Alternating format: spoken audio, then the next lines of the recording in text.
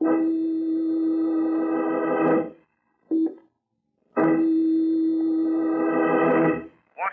calling David Harding, Counterspy. Washington calling David Harding, Counterspy. Harding, Counterspy. Calling Washington.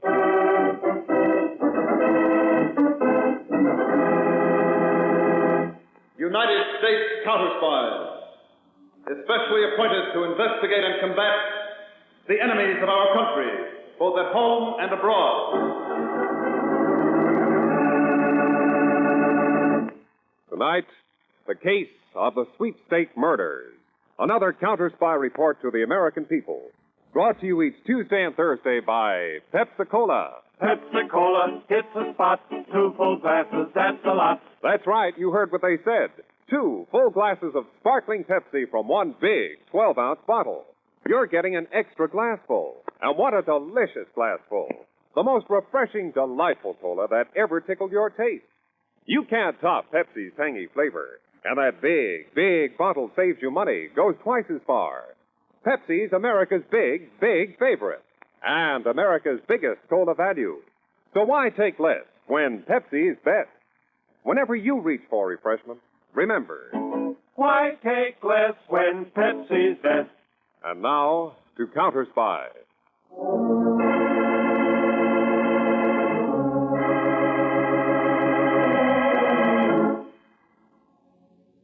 It was a moonless night in the small southern town of Gulfport, near the Mexican border. In a dimly lit, evil-smelling corridor of a rooming house, 2 shadowy men stood before a closed door. Tom, you sure this is the room? Positive, Sheriff. Let's go in. Wait, Tom. Get away from the door. But what? Get back alongside it. That's it. Let's see if it's unlocked. Yeah, it is unlocked. No light in the room. Now listen. I'm going to shove the door open, shine my light in. You stay right where you are till I tell you. Okay, Sheriff.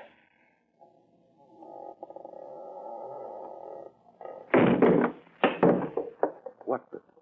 Come on, Tom. What is it? Look. There on the floor. What? It's Frenchie. What's left of him? His chest. Look at his chest. What? I don't know what did it. I never seen anything like this.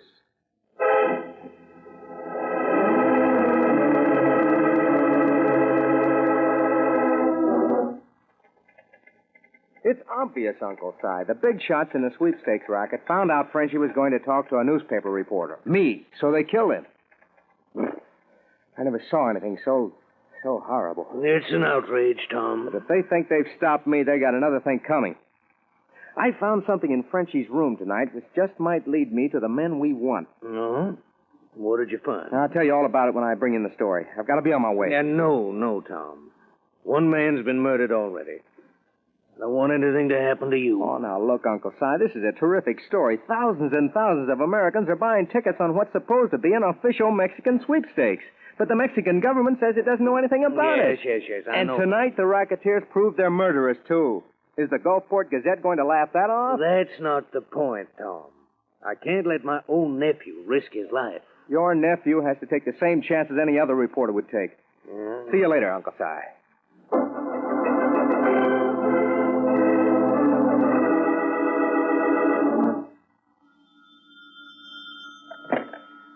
Hello? Is Tom Fisher there? No, he's not, but this is his wife, Ruth. Can I take a message? Yeah. Tell him to lay off the big story he's working on.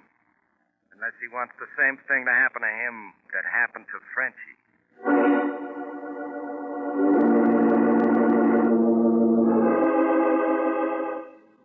Tom, that man on the phone frightens me. Darling, please drop the story you're working on. Drop the biggest story that ever came my way? Don't be silly, Ruth. But I don't want anything to happen to you. Nothing's going to happen to me. Now, where? Oh, here it is. What's that? Oh, something I picked up in Frenchie's room. Looks like a poker chip. Uh-huh. Well, I gotta get moving. Where are you going? No, you're forgetting the rules. When Papa goes out on a big story, Mama doesn't ask questions. Tom, don't go. Hey, stop it now. Relax. I'll be back soon.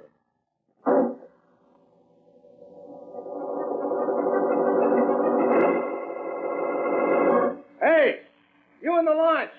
You got room for one more? I'm going out to the gambling ship, too.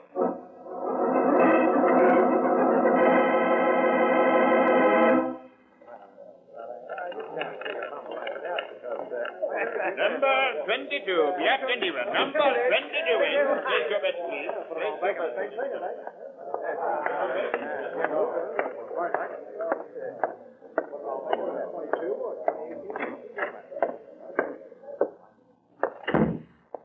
Hiya, Toro. Yes, Monk. Big spending crowd aboard tonight, Toro. Here's the take from the wheel so far. How much, Monk? $2,100. And the launch is still bringing the suckers out here to this ship. Not bad, huh? Dos, tres.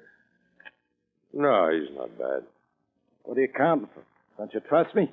Just as far as, how do you say? I can see you. Oh, now, look, Toro. No.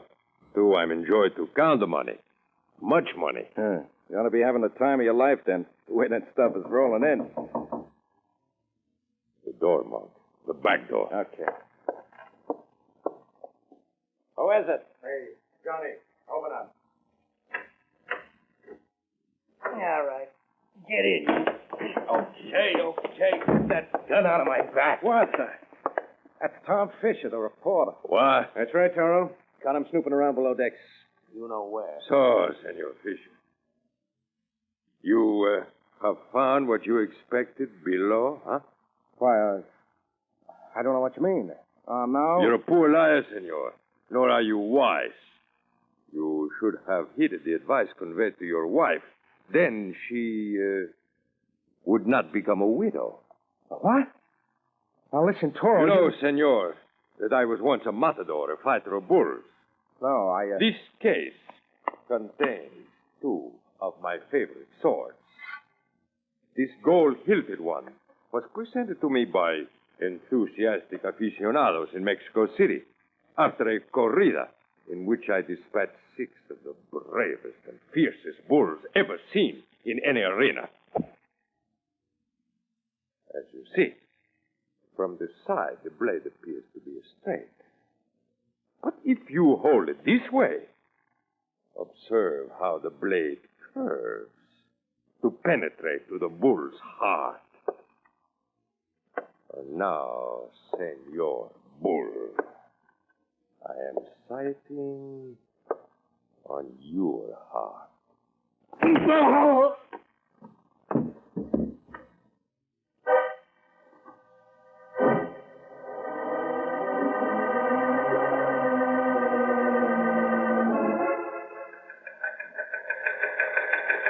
From Counterspy Field Office, Charleston, South Carolina, to David Harding, Washington.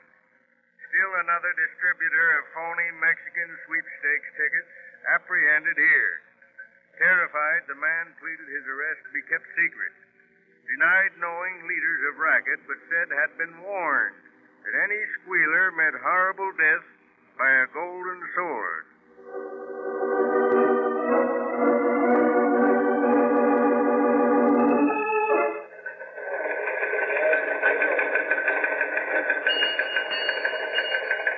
Attention, all Counterspy Statistical Department personnel. This is David Harding. Referring to counterfeit Mexican sweepstakes tickets. This case has some strange angles and is high on the Counterspy docket. We've had an official request for help from the Mexican government. Further, thousands of Americans are being swindled.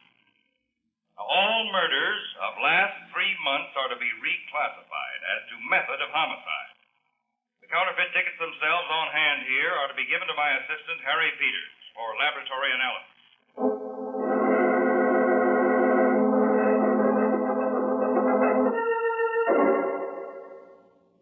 Here it is, Dave. The paper those phony sweepstake tickets were printed on is a 34-pound super newsprint stock. Oh? It was made by the Southwest Pulp and Paper Mill in Orengo, Texas. Texas, huh? You get a list of their customers, Peters? We can't get that for a day or two. The mill had a fire last week. The records are in a mess. Oh, fine. They told me, though, a couple of hundred newspapers buy super newsprint for their rotogravure sections. This particular grade, in addition to printers all over the country. That's many, huh? I told you this would be tough. Well, maybe we can expedite matters. What did the lab say about the ink used on the phony tickets? Well, it's a standard black ink, Chief. Colored ink or some special variation of black might be traced. But standard black is practically impossible. Well, how about the printing press? It's a flat bed press, printing in large sheets of paper, not from continuous rolls. Well, as soon as we get that list from the paper mill, I'll instruct our agents. Yes, what is it, Miss Ferguson? This report just came in from Texas, Mr. Harding. I think you'll want to see it. Thank you. Well, I like your new hairdo, Ellen. Thank you, Mr. Peters. Only it's not you. Oh. What is it, Dad?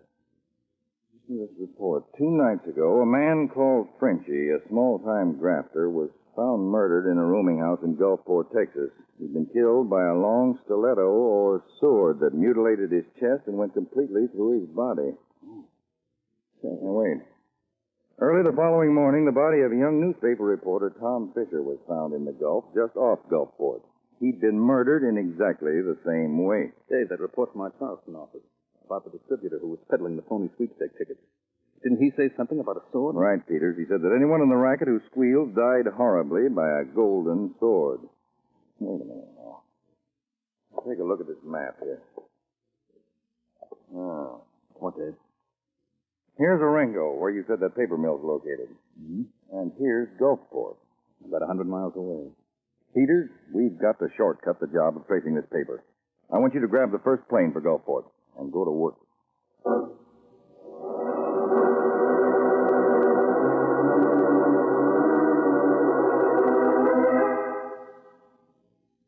Now, Mrs. Fisher, try to recall.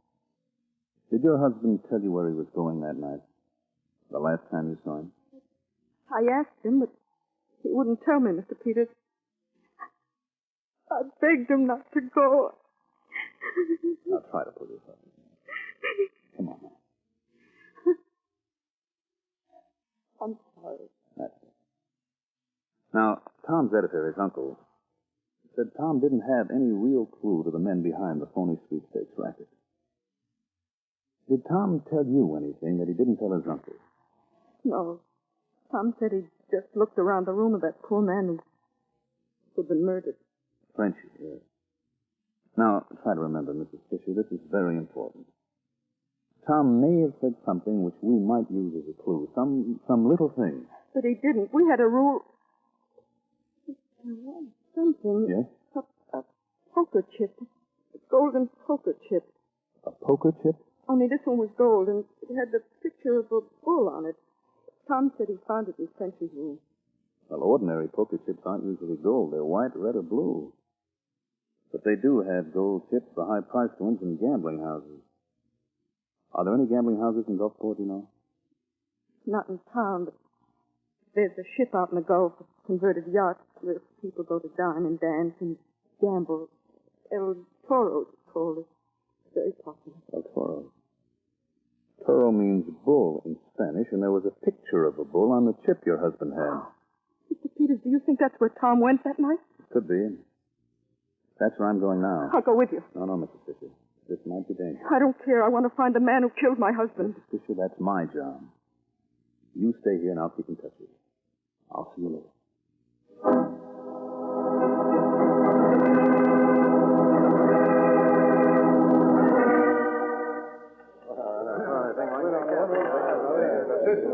Number 18, black and even man.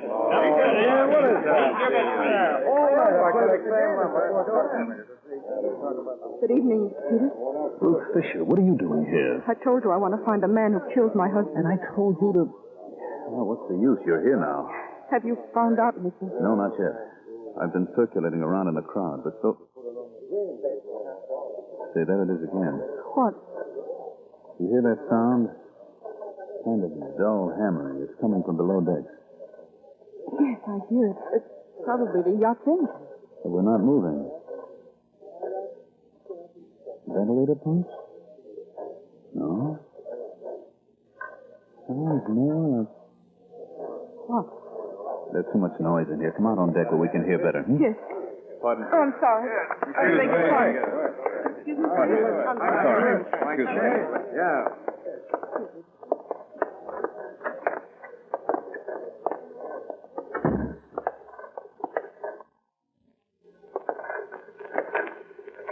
Mr. Peters. Wait. Yes, by George, I think I know what that sound is. What? A printing press. A printing press out here on a boat? I'm sure it is. It seems to be coming from below decks. Come on, Mrs. Fisher. The stairs are over this way. Look out, Mr. Peters. There are 2 men behind you. What? Oh. That does it. You killed Mr. Peters.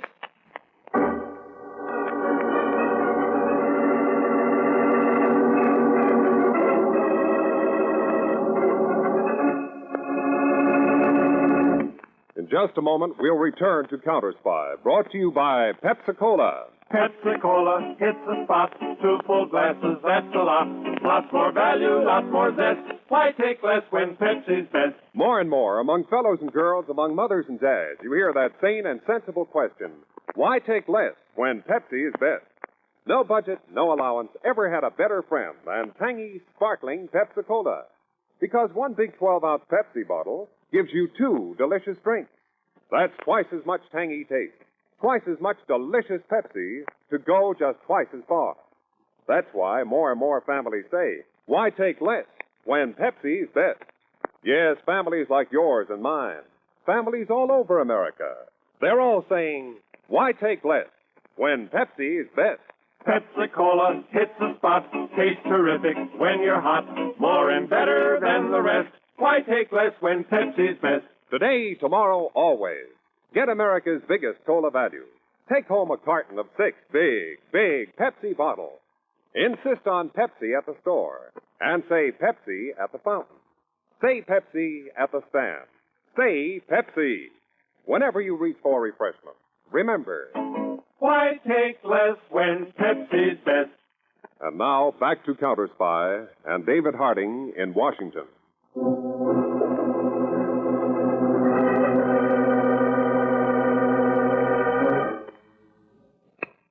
Miss Ferguson, Yes, Mr. Harding. any word from Peters in Gulfport yet? Not a thing. I'm worried, Mr. Harding. So am I. I'm flying down to Gulfport. I was hoping you'd say that. Call the airport. Tell them to get a plane ready. Then call Merck Kennedy at the field office in Dallas. Tell him to meet me in Gulfport. I'm leaving at once.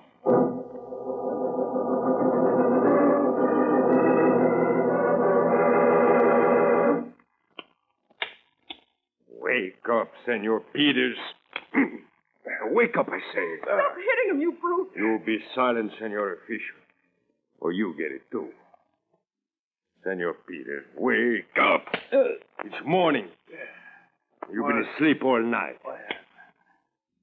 Johnny sure gave him an awful crack on the noggin, Toro. Yeah, but he's not dead yet. So wake up, you pig of a counterspy. What? Coming to. Get these ropes off my arms and I'll... You'll do nothing, Senor. Except what I tell you. Who are you? I am El Toro. El Toro? Oh. You run this gambling ship and the... See, the gambling ship and all else you came to find. Amigo, you wish both yourself and the charming Senora Fisher to live, huh? Naturally. Well, then all you need to do is to send a telegram to your, chief in Washington, the great David Harding. You say to him, you have investigated, and the headquarters of the sweepstake is not in Gulfport, as you think first, but in this small town of Vernoche over in Mexico. And you say you go there now. Hey, that's good, Toro. And after I send this wire, taking the heat off you, Mrs. Fisher and I get bumped off. Oh, no, amigo. After a short while, you're made free. You think I'm dumb enough to believe that? I know you killed that poor bum Frenchie, and you killed Tom Fisher. Oh, you grieve me, amigo, to doubt my word. But you listen to me then. You, I promise nothing.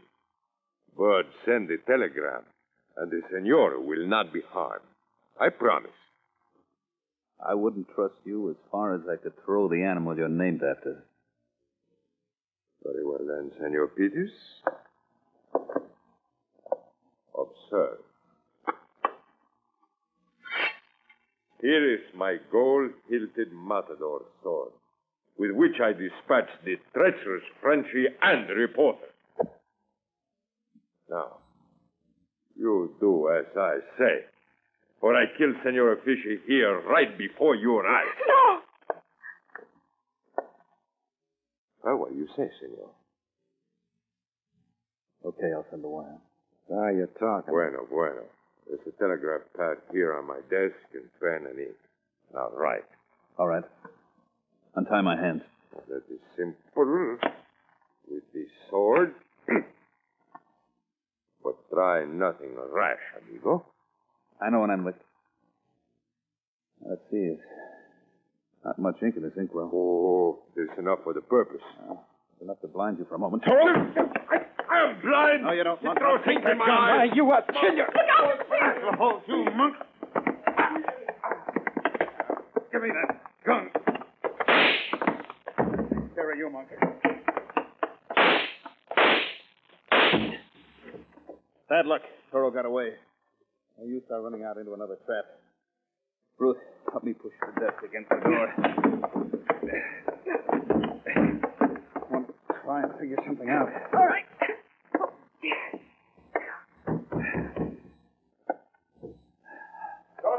Tony, Mark, all of you. Hurt me! Here they come.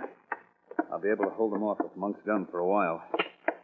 But there's only one bullet left in it.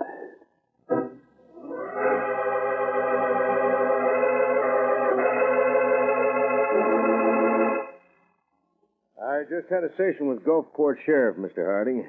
2 fellers killed, Frenchie and Tom Fisher. 2 folks disappeared, Peters and Mrs. Fisher. But the sheriff is plumb out ideas. Well, we'll have to find Peters and Mrs. Fisher without him then, Kennedy. Did you see the newspaper editor? Cyrus Manning, yes. He's young Fisher's uncle, and he's afraid of something. And I have an idea, but I can't do anything about it until I hear. Maybe that's the call I want now. Harding speaking. Oh, yes, Mr. King. Have you got the chipping figure? Good, let's have it. 44.67 tons. Thanks very much. No, that's all I need right now. Thanks again. Goodbye. My hunch was right, Kennedy. Now, I've got a plan, but I'll need your help. I'm going back to see Cyrus Manning, editor of the Gulfport Gazette. And I want...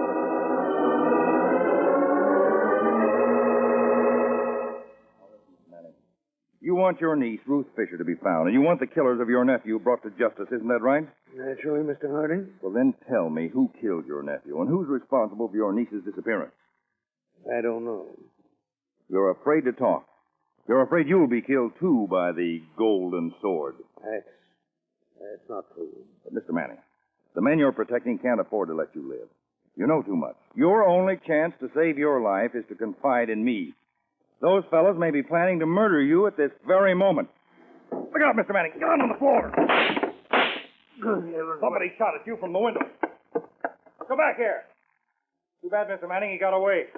Mr. Manning. You all right? Yes. I think so. Good See, heavens. I told you. You were in great danger. Use your head, man. Talk before it's too late.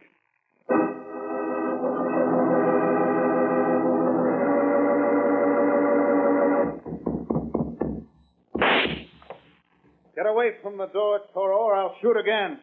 I have counted your shots, Senor Peters. You don't have no bullets left. Now, come on, amigos. We break down the door. Now, together. Is he right, Mr. Peters? Are all the bullets really gone? Yes, Ruth. I tried to bluff him, and he called my bluff. Oh, dear. Mr. Peters, the door is cracking. I'm afraid it won't be long now.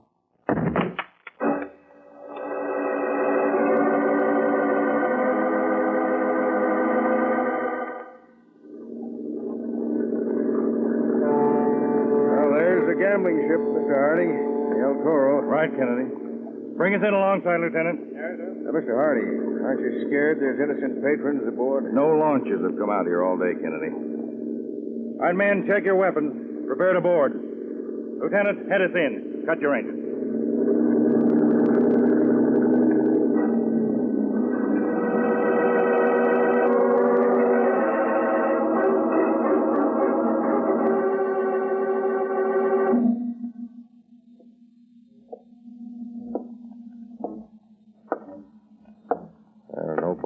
sight, Mr. Harding, and the deck's empty. I don't like it, Kennedy. I sent 6 men down the port side. You want us to go up on this side? Now, let's go. That's a trap. Hit the deck, men! Return their fire!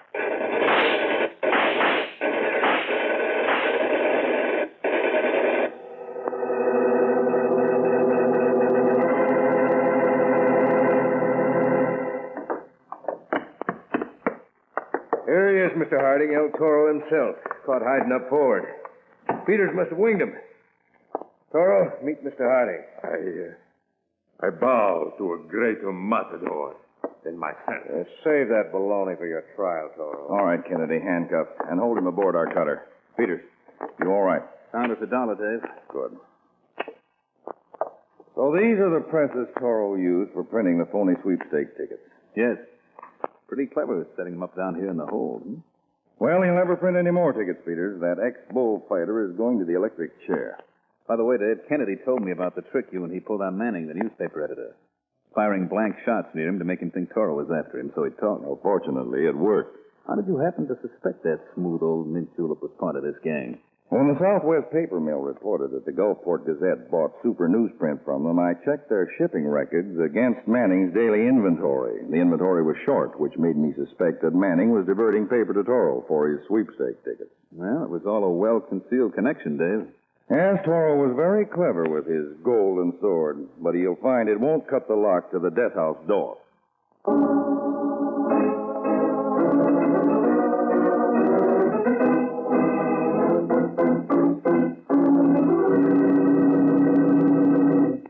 When your friends drop in, be generous, but be thrifty, too. Serve plenty of delicious Pepsi-Cola.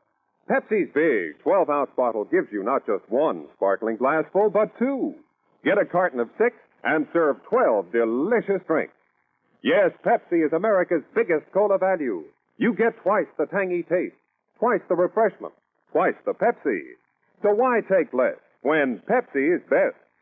Whenever you reach for refreshment, remember, Pepsi-Cola hits the spot. Truthful glasses, that's a lot. Lots more value, lots more zest. Why take less when Pepsi's best? This is David Harding. A special word to employers. Give work to our handicapped veterans. Next time a job opens, write to Captain Maurice Witherspoon, Masonic Veterans Committee, 71 West 23rd Street, New York City. Give our fighting men a fighting chance for rehabilitation. tune in every Tuesday and Thursday, same time, same station to Counterspy. Listen on Thursday for the exciting Counterspy case of the genuine counterfeit. In the case of the genuine counterfeits, we faced a baffling situation of mixed identities. 2 men died. Yet who were they? One man lived while another hovered between life and death. And a subtle criminal came within minutes of getting away with a long-prepared, carefully rehearsed plot. The decisive clue, a knife in a man's hand. I invite you to be tuned in on Thursday, day after tomorrow, for Case of the Genuine Counterfeits on Counterspy.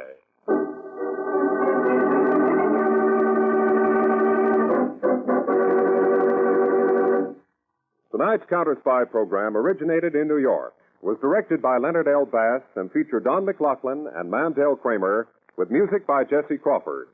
Counterspy is a Phillips H. Lord production for Pepsi-Cola. Enjoy some Pepsi, ice cold tonight.